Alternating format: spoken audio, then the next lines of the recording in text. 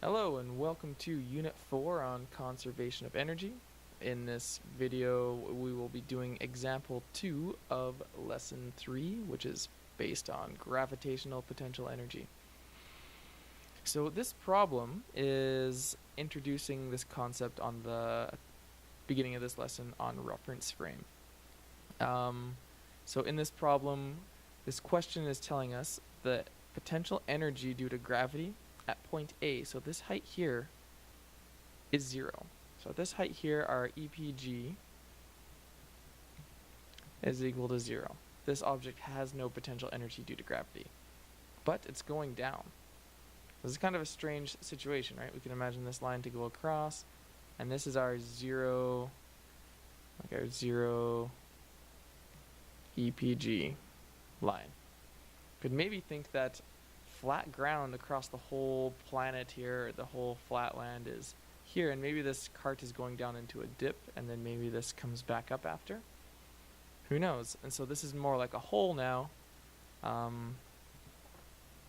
Really what we're introducing here is the fact that these energy values can be negative. They can go below 0. That's allowed.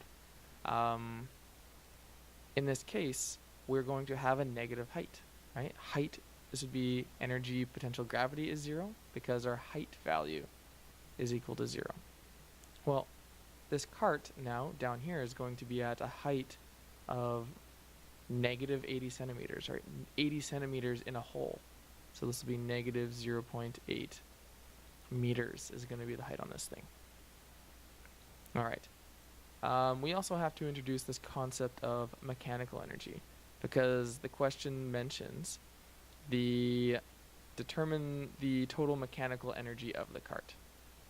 Well, all mechanical energy means is we are adding up the energy on this object. So in this case, we only know the two forces and only two apply, but energy mechanical is equal to kinetic energy plus potential energy. It's just the sum of all this object's energy.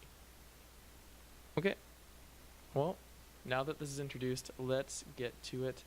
The first thing that has to be addressed is I wrote 11.2 meters per second on here, but I meant to write 11.2 kilometers per hour.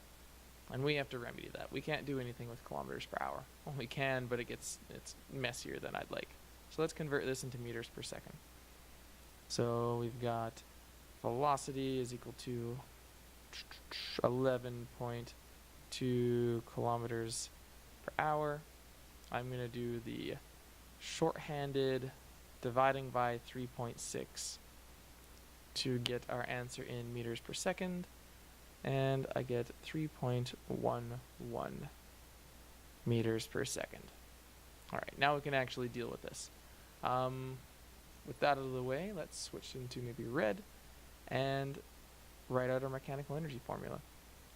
So, mechanical energy is equal to kinetic energy plus potential energy. And if we want to expand that out, we can say mechanical energy is equal to 1/2 times mass times velocity squared plus mass times gravity times height. All right. And we are looking for the mechanical energy of the cart in scene B. It's like a before scene A, after scene B. All right, the cart doesn't lose any mass, and the question actually says it moves at a constant speed throughout. So it is moving at 3.11 meters per second up here, 3.11 meters per second. Also down here, it is moving at 3.11 meters per second. All right, so I think we have everything to solve this question right now. We can plug in our values. E mechanical is equal to 1/2 the mass, so 0.25 kilos, times the velocity squared, 3.11 meters per second, square that thing, and we're going to add the potential energy to this. And this is where things get a little bit different on this question. We have the mass, which is still the same. So 0.25 kilos times the force or acceleration due to gravity, 9.81 meters per second squared. And finally, times the height. And remember, the height is below the reference height here. So it is a negative 0.8 meters times negative 0.8 meters. All right, we solve all of this. This is just some regular old math going on here, and it works out to a value of a negative energy. Actually, we get negative 0.75 joules. And that is all there is to it. Really, this is just saying that we have, taken energy away from this object. But that's all there is.